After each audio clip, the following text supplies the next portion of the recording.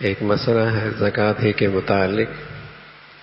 جب آدمی صاحب نصاب ہو، یعنی اس کے پاس 52.5 تولہ چاندی ہو، یا اس کی قیمت ہو، یا اتنا سونا ہو، یا اتنا تجارت کا سامان ہو، اور سال گزرے تو اس پہ زکوٰۃ فرض ہے.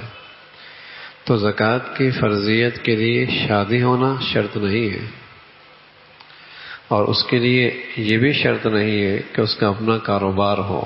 بس اوقات بچی بالغ ہوتی ہے، بس اوقات بچہ بالغ ہوتا ہے، اسے تحفے تحائف اتنے مل چکے ہوتے ہیں کہ وہ صاحب نصاب بن چکا ہوتا ہے.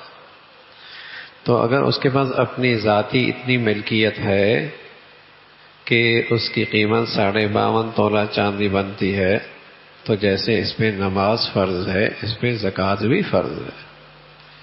ایسی بچی ہے جس کے پاس اتنا سونا موجود ہے، آج 1 تولہ بھی اگر اس کے پاس سونا ہے، شادی نہیں ہوئی ابھی تک، لیکن بچی بالغ ہے اور اس کے پاس اتنا سونا موجود ہے، اس پہ زکوٰۃ فرض ہے.